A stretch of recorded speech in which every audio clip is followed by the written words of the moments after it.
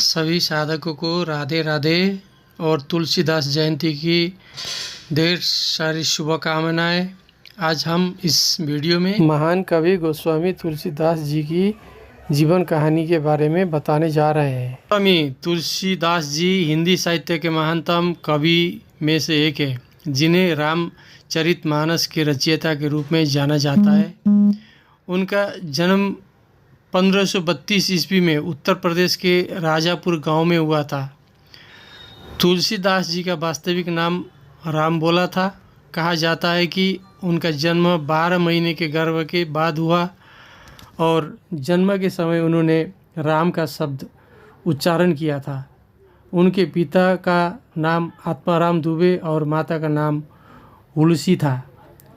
तुलसी जी का बचपन संघर्षपूर्ण रहा। बहुत कम उम्र में उन्होंने अपने माता पिता को खो दिया, जिससे उनका पालन पोषण एक दासी ने किया।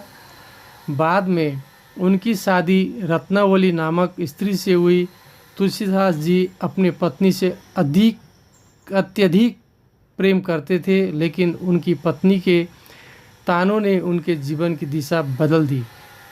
एक दिन जब तुलसीदास अपने पत्नी से मिलने गए तो उन्होंने कहा कि अगर तुलसीदास भगवान राम से उसी प्रकार प्रेम करते हैं जैसे वो उनसे करते हैं तो उन्हें मोक्ष प्राप्त हो जाता। इस घटना से तुलसीदास जी के हृदय को गहराई से प्रभावित किया और उन्होंने सांसारिक जीवन को त्याग कर भगवान राम की भक्ति की और अपना जीवन समर्पित कर दिया। तुलसी जी ने रामचरितमानस की रचना की, जो भगवान राम के जीवन पर आधारित है। यह ग्रंथ हिंदी भाषा में लिखित राम कथा है और इसे भारतीय साहित्य का अमूल्य रत्न माना जाता है। रामचरितमानस की भाषा अवधी है, जो उत्तर भारत में उस समय प्रचलित थी, और यह ग्रंथ सरल भाषा में लिखे जाने के कारण आम जनता के बीच बेहद लोकप्रिय हुआ।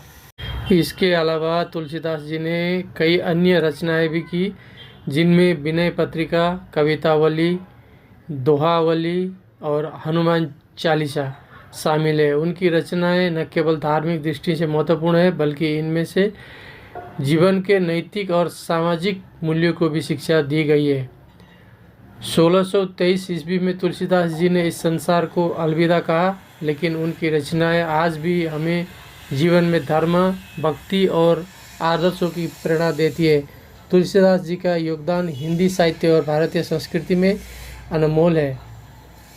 अगर जानकारी अच्छा लगा तो लाइक, शेयर, कमेंट करना ना भूलें और ऐसे ही नए जानकारी पाने के लिए चैनल को ज़रूर सब्सक्राइब करें। धन्यवाद। फिर मिलते हैं किसी और नया जानकारी के साथ में।